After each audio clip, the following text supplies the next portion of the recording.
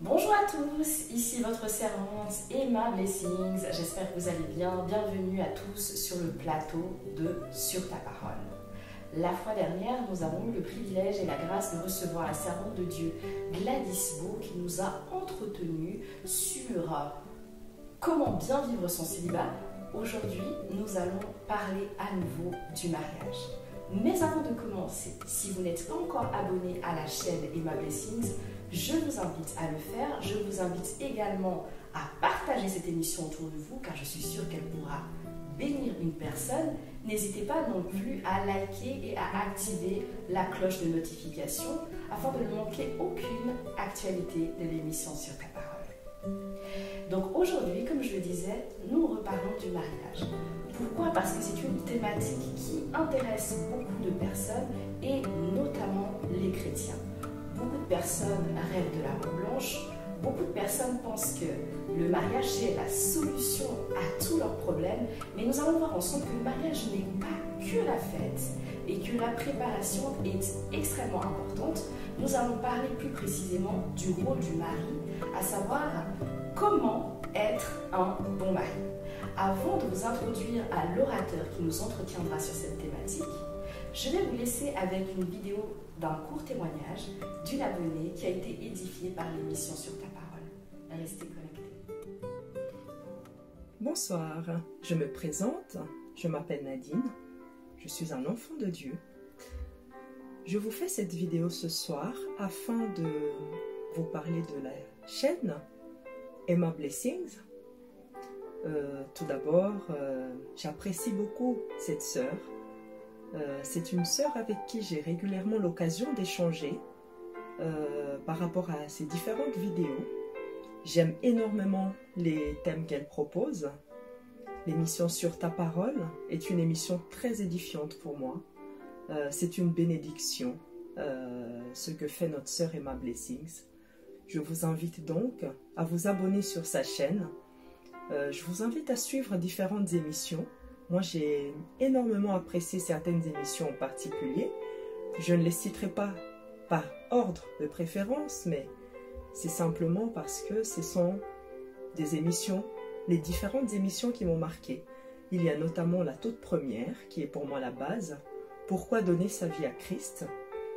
C'est une émission qui m'a beaucoup édifiée. Oui, effectivement, je suis passée par là moi-même et j'ai compris pas mal de choses. Il y a l'émission Comment devenir un véritable adorateur. Pourquoi je me suis retirée des réseaux sociaux. C'était quelque chose qu'elle a fait elle-même, la sœur Emma Blessings, pour donner des explications au peuple de Dieu. Et j'ai trouvé cette émission très réflectrice de la personne qu'elle est. Je trouve qu'elle est une personne authentique. Et le fait de venir sur cette chaîne, se présenter et expliquer les raisons pour lesquelles elle s'est retirée, moi j'ai trouvé que c'était vraiment quelque chose qui lui correspondait et j'ai beaucoup apprécié. Il y a aussi les réalités des enfants de pasteurs. C'était vraiment un sujet très édifiant. Je connaissais la sœur Gloria, mais je ne connaissais pas l'autre sœur. Et j'ai trouvé que ce sujet-là était très très édifiant dans le sens où il y a certaines réalités que vivent les enfants de Dieu, mais lorsque nous ne sommes pas les personnes concernées, c'est vrai qu'il est difficile de comprendre l'enjeu. Et je pense que ça peut édifier pas mal de monde. Et ce sont des sujets qui sont vraiment réels dans le corps du Christ. Voilà l'importance de passer à travers ce genre de plateau pour exprimer ce genre de situation. Voilà, c'est tout ce que je peux dire. Merci beaucoup, sœur Emma Blessings, pour ton travail. Va de l'avant, continue. L'humilité précède la gloire. L'humilité est un fruit de l'esprit que j'affectionne énormément, tu le sais. Et pour accéder à sa destinée, selon Christ, pour moi, il faut être humble, car l'humilité précède la gloire. Merci beaucoup. Bonne soirée. Bye bye. Bienvenue à tous, j'espère que ce témoignage vous a plu. Nous reprenons notre émission comment être un bon mari. Et pour cette thématique, j'ai le plaisir et la grâce de vous introduire à un serviteur de Dieu que j'apprécie tout particulièrement et avec lequel je me réjouissais tellement de faire cette émission. Il s'agit du berger Charles Thémathieu. Bonjour berger Charles, comment vas-tu? Très bien, Emmanuel, par la grâce de Dieu, ça va très très bien. Super, tu sais que je suis honorée de ta présence parmi nous aujourd'hui. Eh bien moi aussi, je suis très honoré d'être invité dans cette émission, dans ce moment de partage, parce que c'est pour moi déjà un moment de partage, donc moi aussi. Super. Alors, berger Charles, c'est vrai que les téléspectateurs aimeraient te connaître. Est-ce que tu pourrais te présenter, s'il te plaît? Oui, alors moi, c'est Charles Thémathieu. Je me définis premièrement comme un enfant de Dieu. D'abord, je suis un enfant de Dieu, j'ai donné ma vie à Christ, ça fait longtemps. Et aujourd'hui, je sers le Seigneur activement auprès de la famille Impact Centre Chrétien à Genève, où je suis établi comme berger. C'est pour ça que d'ailleurs, je parlais de berger. Et sous le leadership du pasteur Peggy Eman, qui est leadership direct, j'ai envie de dire, mais sur la responsabilité plus large du pasteur Yvan Castano, que je salue. D'ailleurs, je salue vraiment tous mes pères, toutes les personnes, toute la famille Impact Centre Chrétien du Grand Genève, toutes les personnes, voilà. Et pour poursuivre ma présentation, je suis aussi un mari, et d'ailleurs, c'est de ça dont on va parler aujourd'hui. À côté de mari, je suis un père, et dans la vie séculière, je suis un ingénieur. Voilà. Ok, merci berger Charles pour cette présentation. Alors on voit que tu as beaucoup de casquettes, hein. Tu es papa, tu es mari, tu travailles en qualité d'ingénieur et tu es berger à Impact Centre Chrétien. Waouh! Ah, gloire à Dieu, nous bénissons le Seigneur, c'est le Seigneur qui nous donne la force de faire ce qu'on fait, quoi. Amen, amen. En tout cas, on est très content que tu sois là. Alors, sans plus tarder, on va rentrer maintenant dans le vif du sujet. Et puis, on aimerait savoir, parce que tu l'as dit tout à l'heure, hein, tu es marié à la sœur Ghislaine, que nous saluons au passage, hein, ainsi que tes 4 enfants. Explique-nous, qu'est-ce que c'est que le mariage et qu'est-ce que cela symbolise? Alors, ce que cela symbolise, je dirais déjà par rapport à cette première question que le mariage, c'est d'abord une institution.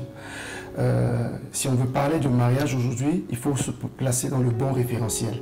Et le référentiel du mariage, c'est que c'est une institution que Dieu a établie lui-même. C'est lui qui dit dans Genèse 2, dès le départ, qu'il n'est pas bon que l'homme soit seul. Donc, c'est Dieu qui crée la situation du mariage. Donc, c'est la première chose que ça symbolise. Maintenant, de façon plus détaillée, je dirais que le mariage, toujours dans Genèse 18, où le Seigneur dit qu'il n'est pas bon que l'homme soit seul, apporte par cette réponse-là, par ce passage-là, un complément, ce que j'appellerais un complément d'affection. Hein, 2 personnes qui sont ensemble, le mariage est un complément d'affection, c'est Dieu qui l'a décidé. Parce que quand il dit que c'est pas bon que l'homme soit seul, ça veut dire qu'il y a quelque chose qu'il faut compléter dans ce sens-là. Ensuite, un complément de ce que moi j'appelle un complément de capacité, parce que Dieu a dit que je lui donnerai une aide. Donc le mariage, c'est un complément d'affection, un complément d'affection. Et troisièmement, si on regarde dans le Nouveau Testament, dans le livre d'Éphésiens, le mariage symbolise la relation que Dieu veut avoir avec l'Église. Parce que dans ce passage d'Éphésiens 5, il parle du rôle de l'homme, de la femme, et de l'homme par rapport à l'Église et de la femme par rapport à l'homme. Donc, il fait un lien entre l'homme et la femme dans le mariage, et entre l'homme et Dieu, qui est l'Église en fait. Donc, qui est cette préfiguration. Dans plusieurs passages de la parole, on comprend que l'Église, c'est l'épouse de Christ. Donc le mariage aussi, c'est un symbole de la relation qui est entre Dieu, entre Christ et l'Église. Voilà. Amen. Merci beaucoup Charles. Donc j'ai beaucoup aimé cette définition, cette symbolique du mariage que tu as utilisé, de dire que le mariage, c'est un complément d'affection et aussi un complément de capacité.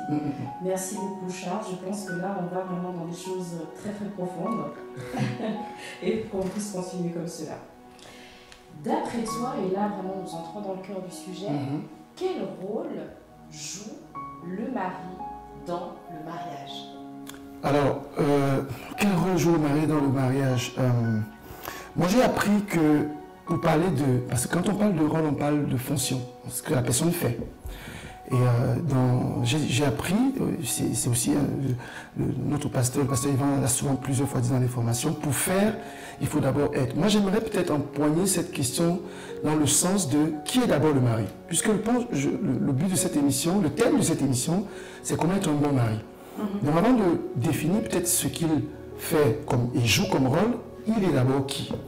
Et je pense que c'est important peut-être de préciser que dans notre émission, ici, nous sommes dans un référentiel où nous parlons à des gens qui connaissent la parole de Dieu, qui comprennent la parole de Dieu et qui ont décidé d'écouter cette parole. Donc, sur ce référentiel-là, moi, je vois 3 éléments. Qui est le bon mari? Okay? Le bon mari, pour moi, c'est d'abord quelqu'un qui est soumis. Et quelqu'un peut s'interloquer en disant, mais soumis? Je pensais que c'était la femme qui était soumise. Mais pourquoi? Parce que dans le passage d'Éphésiens que j'ai évoqué tout à l'heure, on voit bien que le Seigneur parle de la femme doit être soumise à l'homme et que l'homme doit être soumis à Christ. D'accord? Que Christ est le chef de l'homme. Donc, pour moi, on ne peut pas être un bon mari si on n'est pas un bon... c'est-à-dire une bonne personne qui est soumise à Christ. Amen. Voilà. Et si je peux faire une corrélation pour ce premier point, le centenier romain dans Luc 7, je crois, Luc 7, dit à Christ... pour ceux qui se souviennent de ce passage, il est venu dire à Christ, il y a mon serviteur qui est malade, viens prier pour... viens, et le Seigneur lui propose d'aller prier. Il dit non, moi je suis soumis à des chefs, à des personnes, et j'ai des personnes qui sont soumises à moi. Et il a montré par cette illustration qu'il comprenait le principe de l'autorité, et c'est comme ça que Christ a tellement été marqué par sa compréhension de ce principe qu'à distance, même pas besoin de se déplacer, il a agi dans sa vie. Donc pour ce premier point, mon frère, si tu veux être un bon mari, sois quelqu'un qui est d'abord soumis à Christ. Amen, amen. Maintenant, deuxième élément dans ça, c'est quelqu'un qui a un cœur, c'est quelqu'un qui a un cœur enseignable. C'est-à-dire, c'est quelqu'un qui est humble. Et pourquoi je parle de humble? On peut se dire que c'est la même chose. C'est pas du tout la même chose parce que un bon mari, c'est quelqu'un qui doit être quelqu'un qui écoute aussi, quelqu'un qui sait prendre des conseils. La vérité, c'est que le mariage, ce n'est pas quelque chose qu'on espère. C'est-à-dire, où on pense je peux réussir seul parce que je connais. Non. Mon frère, toi qui m'écoutes, il y a des situations dans la vie que tu ne pourras pas affronter si tu n'as pas le conseil des personnes, des pères que tu as devant toi, ou je peux appeler ça des grands frères, mais des personnes qui ont un certain témoignage, une certaine crédibilité que tu écoutes. Il faut pouvoir écouter. Moi, j'ai eu des situations dans mon couple. Ça fait 13 ans que je suis marié à ma merveilleuse épouse Ghislaine. Tout à l'heure, tu l'as dit, je te fais un coucou d'ailleurs. Des situations de couple où il a fallu qu'un père me dise, écoute, jeune homme, là, ça va vraiment pas. Là, tu as déconné, passez mon expression. Tu te tais et tu fais comme ça, comme ça, comme ça. Et j'ai dû prendre ce conseil-là parce que je savais que ça s'appuie sur la parole. Donc, un bon mari doit être quelqu'un qui est humble. Très souvent, on pense que voilà, c'est quelqu'un qui doit, je suis le chef, c'est moi qui parle et tout. Et on ne prend pas souvent le conseil des personnes qui sont déjà passées par là. C'est quelqu'un qui écoute. Et pour finir avec cette question, Emmanuel, moi je pense une troisième caractéristique importante d'un bon mari, c'est que ça doit être un bosseur. Ça doit être un bosseur. Parce que la première chose que Dieu a donnée à l'homme comme responsabilité, ce n'était pas d'être un mari. Avant que Ève n'arrive, Dieu avait donné la responsabilité à Adam, homme, de travailler. Et un bon mari doit être quelqu'un qui travaille. Ça implique quoi? Ça implique quelqu'un qui a un sens de la vision. Quelqu'un qui sait où il va. Il n'y a rien de plus difficile, on l'a vu plusieurs fois dans un couple où la femme a juste l'impression que ce frère, c'est pas... En fait, il n'a pas de vision. En fait, elle n'a pas l'impression qu'elle va quelque part avec lui. Donc un bon mari, c'est quelqu'un qui est un bosseur, qui travaille dans le séculier, mais comme dans l'appel que Dieu t'a donné. Voilà. Amen. Donc voilà, pour moi, pour cette question-là, quels sont le rôle? C'est qu'il faut d'abord se mettre dans les bonnes chaussures. Il faut d'abord se mettre dans les bonnes chaussures. Qui est-ce qu'il est, ce bon mari? Qui est-ce que tu es, toi qui nous écoutes aujourd'hui? Comment est-ce que tu te définis? Est-ce que tu te reconnais dans une de ces caractéristiques? Alors tu es qualifié, avant de rentrer dans les rôles, dans les choses qu'on peut donner comme conseil, pour être un bon mari. Voilà ce que je peux donner comme élément de réponse par rapport à ça. Une réponse tellement riche, une réponse tellement édifiante. Que Dieu vraiment te bénisse. C'est très rare d'avoir des hommes qui enseignent sur ce type de thématique. On entend souvent des femmes qui parlent sur le mariage, mais lorsque un homme parle d'un autre homme, c'est très bénissant, c'est très très impactant. Que le Seigneur te bénisse. Donc vous l'avez entendu, le berger Charles vient de nous donner 3 caractéristiques d'un bon mari. Il nous dit, si tu veux être un bon mari, sois d'abord soumis à Dieu qui est ton chef, sois humble, accepte d'écouter les conseils, sois une personne qui a des pères, des personnes vraiment crédibles que tu écoutes. L'écoute, l'humilité vont de pair. J'ai vraiment beaucoup aimé ce que tu as dit. Et puis également cette 3e caractéristique du bon mari qui était soit un bosseur, soit un travailleur, parce que ça aussi c'est une chose que malheureusement beaucoup de femmes se plaignent aujourd'hui, que leur mari ne travaille pas et ça cause beaucoup de dégâts dans les couples. Donc merci berger Charles d'avoir été très exhaustif dans ces caractéristiques du bon mari. Amen. Ok, tu nous as parlé des caractéristiques d'un bon mari. Selon toi maintenant, quelles sont les caractéristiques d'une bonne épouse, d'une bonne femme? Les caractéristiques d'une bonne épouse, c'est celle que Dieu a dit au départ. C'est très simple comme réponse. Dieu a dit, je lui ferai une aide. Si on a suivi les 3 points que tu as si bien résumés tout à l'heure, Emma, c'est que une femme qui est dans ce référentiel-là, dans ce cadre-là, qui a ce mari devant, va l'aider et va véritablement l'aider. Le rôle de la femme, c'est d'aider en fait. C'est Dieu qui l'a dit. C'est pas moi qui le dis. C'est pour ça que quand Dieu demande à la femme dans Éphésiens tout à l'heure, je disais, d'être soumise, c'est soumise pour porter, pour aider. Mais là, je vais faire une petite nuance, vraiment si tu me permets. On ne parle pas d'aide pour faire des choses dont l'homme n'a pas envie de faire. Les choses qui ne sont pas intéressantes. Parce que dans notre société, quand on dit souvent que viens m'aider, c'est viens m'aider à faire, j'ai envie de dire, des basses besognes. Non. Dieu a mis la femme à côté de l'homme, un peu vraiment dans ce sens de compléter la personne. Dieu a su que nous, les hommes, nous avons besoin des femmes, ou disons de cette femme-là, pour accomplir ce que... C'est Dieu qui a dit, il n'est pas bon. Donc ça veut dire que cette aide-là, ce n'est pas une aide à négliger en fait. Donc son rôle, et c'est pour ça que nous les hommes, nous devons comprendre que le rôle de la femme qui est à côté de nous, c'est un rôle capital et précieux. Et les femmes aussi doivent comprendre que leur rôle est capital et précieux en fait. Voilà. Amen. J'entendais une fois un homme de Dieu dire que la soumission de la femme, c'est en fait être sous la mission, exactement, sous la vision d'un homme en fait. Exactement. Mais si cet homme n'a pas de mission, s'il n'a pas de vision finalement, comment l'accompagner? C'est pour ça que le critère tout à l'heure, c'était quelqu'un qui travaille. Et j'ai parlé tout à l'heure du sens de la vision. C'est quelqu'un qui a un but, quelqu'un qui travaille, trace cette direction. Et c'est plus facile pour la femme de l'aider. Mes frères, aidons nos femmes, aidons les femmes à nous aider. Parce qu'il n'y a rien de plus difficile que d'aider quelqu'un qui ne va nulle part en fait. C'est très difficile. Voilà. Donc, le rôle vraiment, c'est aider. Et permettez-moi même de faire l'analogie. Je pense que lorsque le Seigneur nous dit le Saint-Esprit nous aide, non, le Saint-Esprit ne vient pas pour des choses dont tu n'as pas envie. Non, c'est que tu as vraiment... Nous avons besoin du Saint-Esprit. Donc, les femmes doivent comprendre que leur rôle à côté de leur mari, c'est celui qui complète ce que Dieu lui a donné. Et c'est précieux. C'est vraiment très précieux. Amen. Merci beaucoup, berger Charles. Donc, nous avons vu les caractéristiques d'un bon mari. Nous avons également vu quel est le rôle de la femme. Mais maintenant, berger Charles, moi, il y a quand même une question, une interrogation là qui me turlupine. Comment faire le bon choix de conjoint? Waouh, ça c'est une question que beaucoup de personnes posent et je pense que tout le monde s'est posé ces questions. Ceux qui sont mariés à un moment se l'ont posé, Ceux qui vont se marier se posent cette question. Mais moi j'ai appris aujourd'hui avec les enseignements que j'ai entendus dans la famille spirituelle où je suis même avant et en dehors aussi, que cette question est souvent très mal, c'est-à-dire, voilà, disons plutôt la réponse à cette question est souvent mal envisagée. Pourquoi?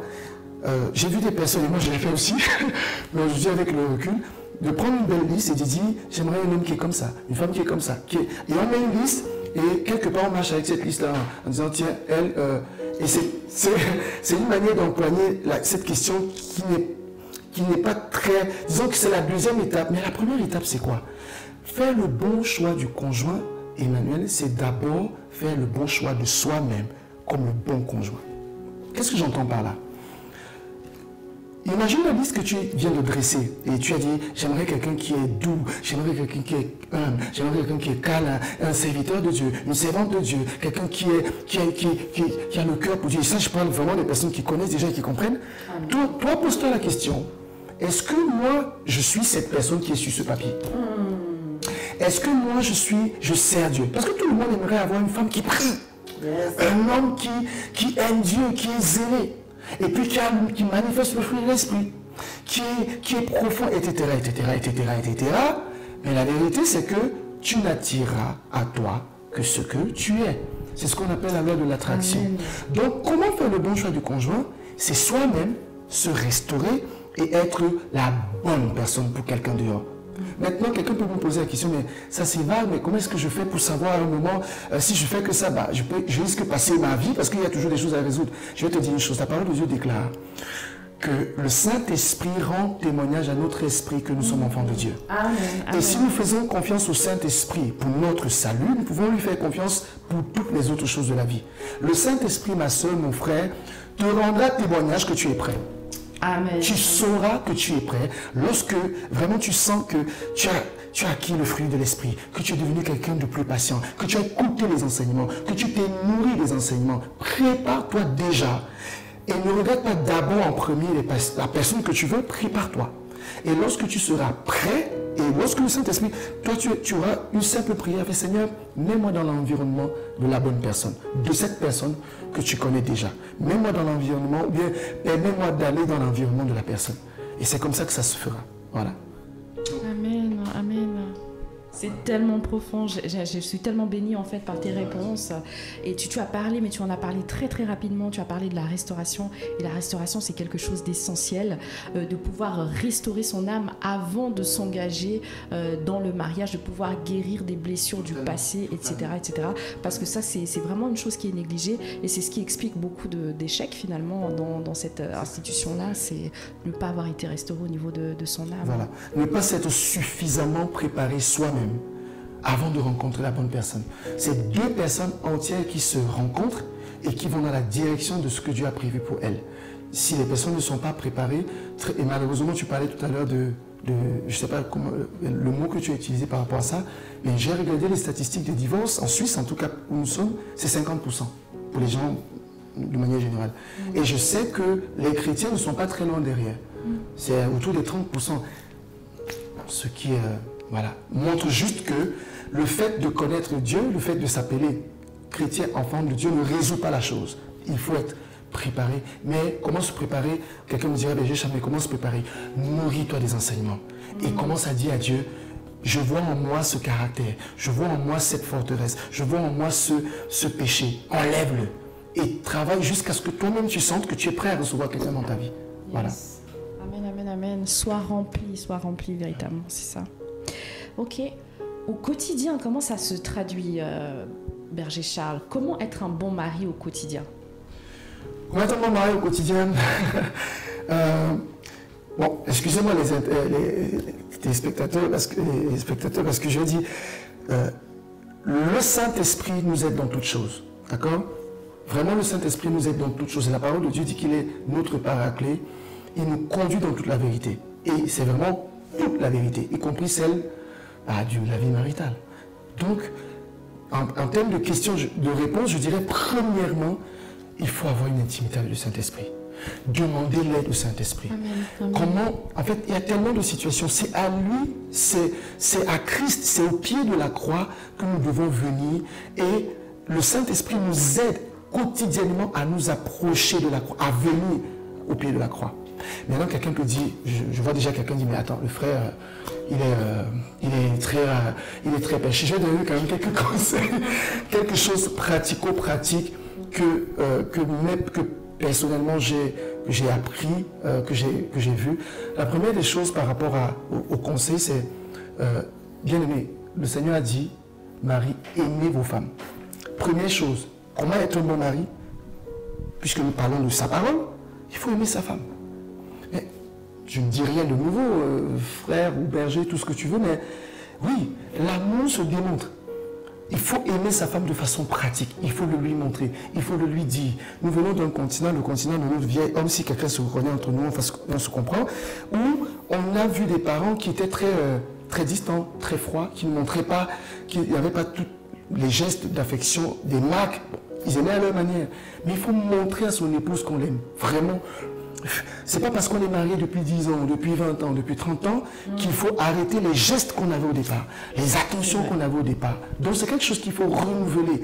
Qu'est-ce qui fait plaisir à mon épouse? Je connais cette chose et je la renouvelle. Je la renouvelle quotidiennement, je la renouvelle assez comme il faut. La deuxième chose que je dirais comme conseil par rapport à cette question, c'est il faut être à l'écoute.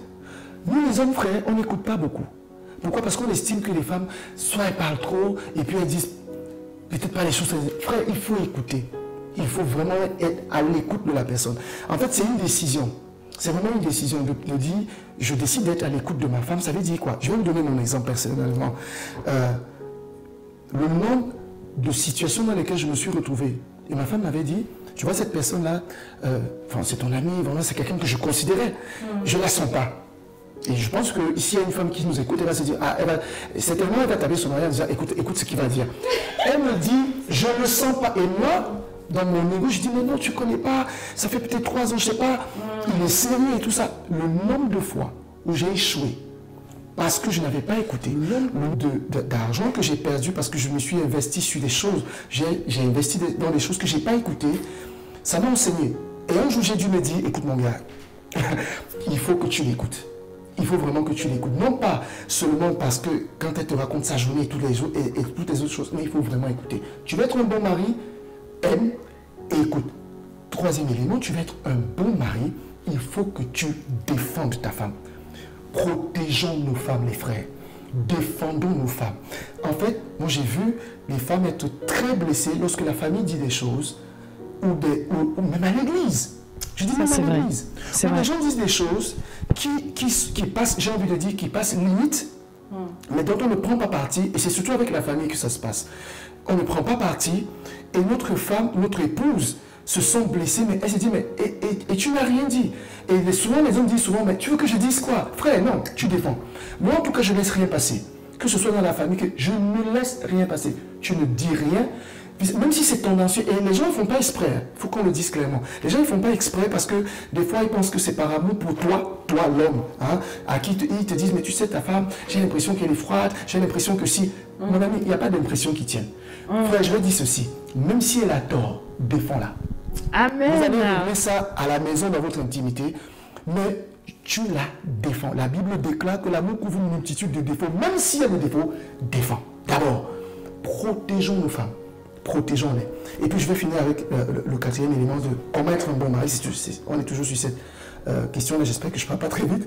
On est toujours sur cette question. Quatrième élément et dernier élément, et ça c'est une leçon que le Seigneur m'a enseignée personnellement, c'est mari, frère, nous ne nous plaignons pas de nos femmes. Parce qu'on a beaucoup tendance à se plaindre. Elle ne cuisine pas, comme si... et c'est souvent subtil, hein, parce qu'on vient d'un background, on a vu nos mamans faire comme si, on a vu nos soeurs faire comme ça, on a vu la femme de telle autre personne faire comme ça, et puis on se plaint. Elle fait pas... Frère, ne nous plaignons pas. D'ailleurs, c'est la parole de Dieu qui le dit. Le Seigneur me l'a enseigné personnellement. J'avais à un moment de ma vie tendance à me plaindre un peu pour tout et n'importe quoi. Et un jour, le Seigneur m'a dit, mais dans Jacques 5, 9, ne vous plaignez pas les uns des autres. Et le Saint-Esprit, le Seigneur m'a demandé, mais attends, tu crois que ce passage-là, c'est seulement entre vous les frères à l'église? Ça commence dans ta maison. Arrête de te plaindre. Ça veut dire quoi? Même s'il y a un défaut, prie. S'il y a un défaut, prie. Amène au pied de la croix en disant, Seigneur, change-la. Et je peux te dire que j'ai vu le Seigneur changer, transformer les choses qui me frustraient juste parce que j'ai décidé de me taire et de prier. Est-ce que ça veut dire que il n'arrive pas que je me plaigne? Non, mais je me dis que c'est resté dans mon esprit. C'est une leçon qui est restée jusqu'à aujourd'hui, que j'aimerais partager avec quelqu'un aujourd'hui.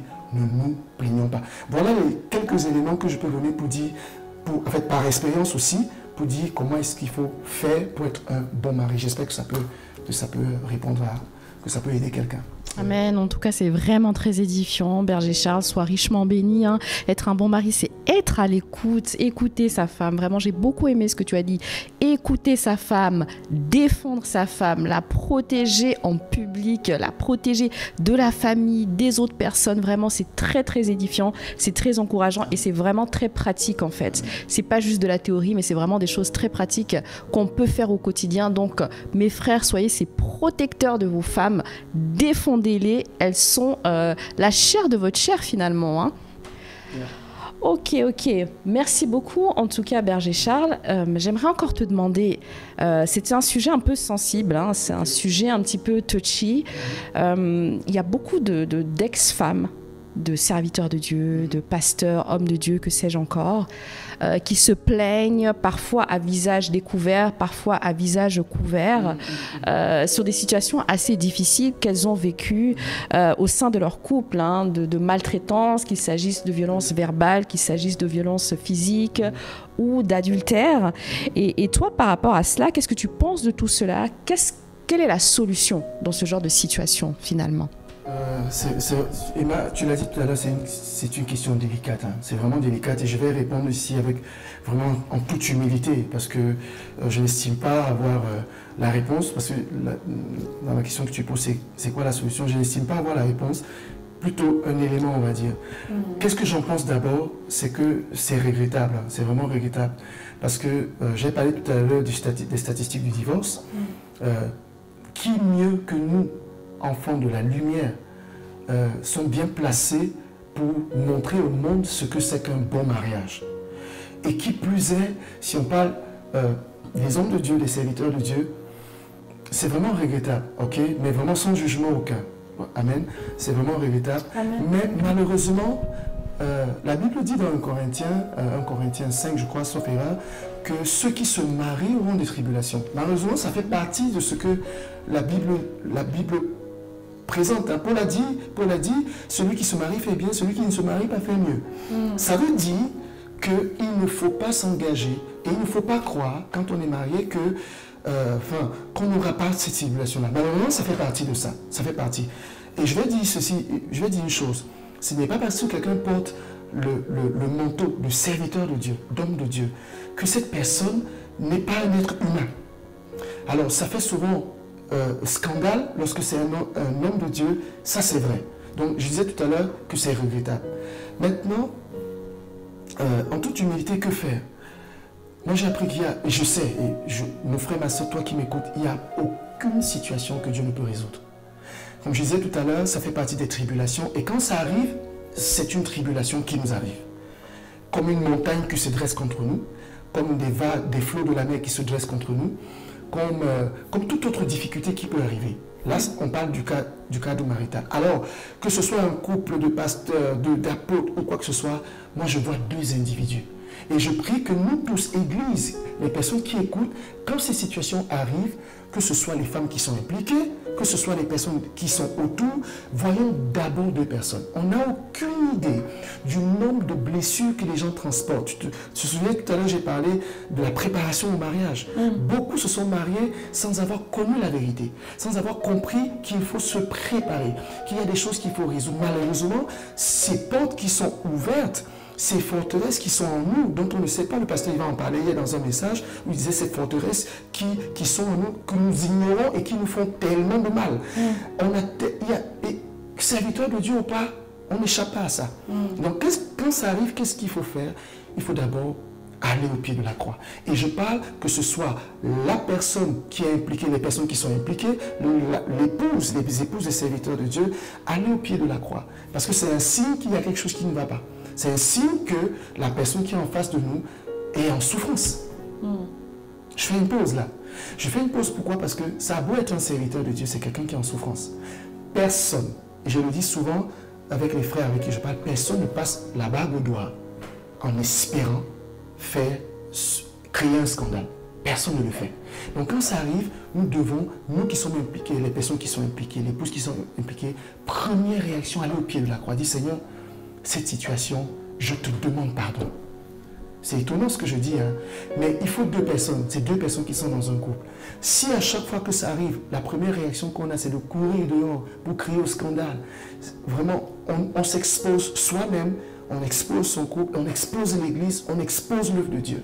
C'est de courir au pied de la croix et de dire, Seigneur, à l'aide. À l'aide. Et après, maintenant, pour finir avec ça, je dirais que après avoir crié à l'aide, et pendant qu'on crie à l'aide, c'est vrai qu'il y a des situations où on a besoin d'une aide extérieure. Merci. Et là, on a besoin des hommes de Dieu, des pères, des hommes qui ont cette onction-là, qui ont ce manteau, qui sont capables de désamorcer les choses, que ce soit avec le manteau spirituel, que ce soit avec la connaissance que Dieu donne, la sagesse que Dieu donne. Il ne faut pas aller voir n'importe qui pour ça. Donc, il y a des situations où, voilà, j'entends un pasteur qui est tombé, qui tape sur sa femme, ou quoi que ce soit qui est arrivé, il a besoin de s'appuyer sur le Seigneur, mais des fois, il y a besoin de demander un conseil extérieur, de demander de l'aide extérieure. Voilà. C'est ce que je peux lui dire par rapport à cette réponse. Voilà. Mais tu disais quelque chose qui m'interpelle un peu. Hein. Tu disais aller voir les bonnes personnes, ceux qui ont le manteau spirituel. Donc, c'est-à-dire qu'il y a des pères spirituels, des hommes de Dieu qui n'ont pas cette onction-là, qui n'ont pas ce manteau. Comment faire pour reconnaître, justement? Alors, on est en train de parler d'un sujet spécifique, n'est-ce pas, Ima? On parle d'un sujet spécifique et quand Paul parle dans Timothée, quand la parole de Dieu nous montre qui sont les personnes qu'on doit établir avec, il dit que si quelqu'un aspire à la charge d'évêque, il faut qu'il soit mari d'une seule femme, qu'il soit rempli d'esprit, qu'il tienne bien sa maison. La parole de Dieu est en train de nous donner des critères qui correspondent à ceux dont on est en train de parler. Alors, moi, je donne mon exemple. J'ai beau avoir un père spirituel qui est établi sur ma vie, on parle d'un sujet sensible. Il faut que cette personne soit un témoignage dans ça. Et je bénis Dieu parce que, voilà, je disais tout à l'heure qu'une des caractéristiques d'un bon mari, c'est quelqu'un qui va être humble. Ça veut dire que c'est quelqu'un qui a un modèle qu'il suit.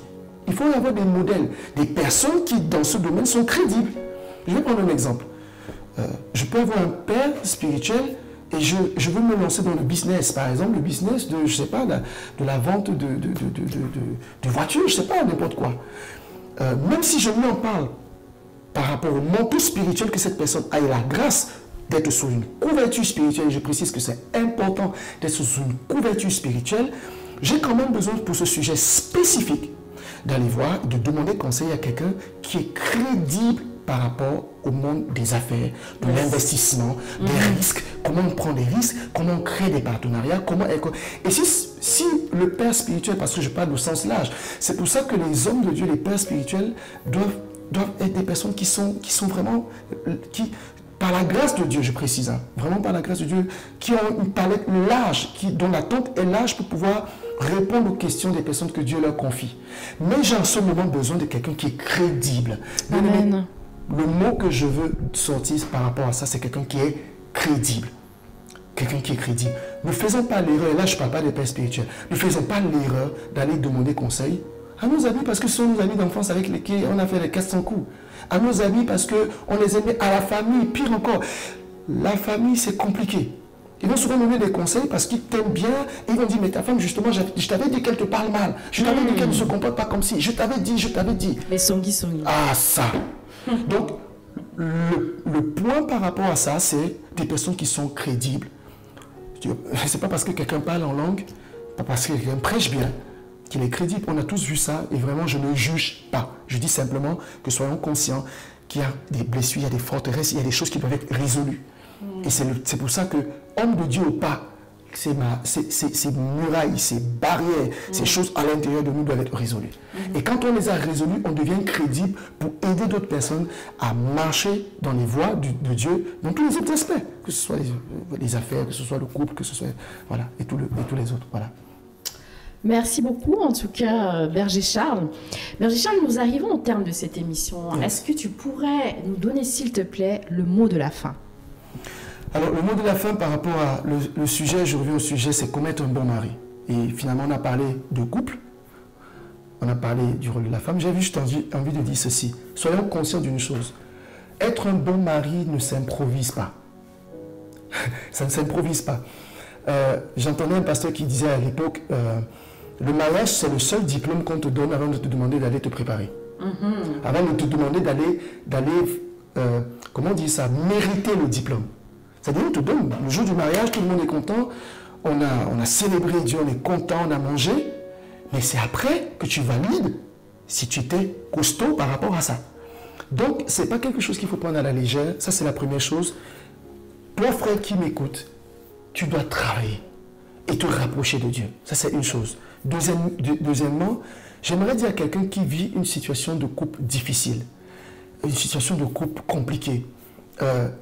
Toi qui m'écoutes et qui crois au Seigneur, il y a de l'espoir. En fait, il y a de l'espoir et il y a des ressources. Engage-toi avec Dieu. Pour moi, la première clé.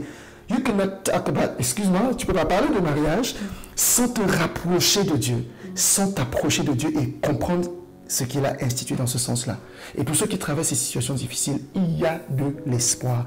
Le Seigneur est fidèle, le Saint-Esprit nous aide en toutes choses et ne commettons pas l'erreur de croire que ça va juste se faire en fait. On a besoin d'associer Dieu tous les jours. J'ai besoin d'écouter le Seigneur par rapport à tous les aspects de ma vie, y compris le mariage. Yes. Voilà, c'est Merci ça le mot beaucoup. de la fin. Et faisons le bon choix. Même quand tu n'as pas fait le bon choix, ça, je finis aussi avec ça, même quand tu as l'impression, tu te dis peut-être, toi qui m'écoutes, ah mais je ne savais pas tout ça.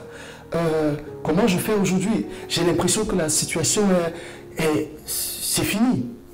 Je te rappelle que Lazare était pourri, il était mort, il a ressuscité. Et le Amen. même Christ qui a ressuscité Lazare, il peut ressusciter toutes les situations de ta vie. Amen. Amen. Fais confiance au Seigneur.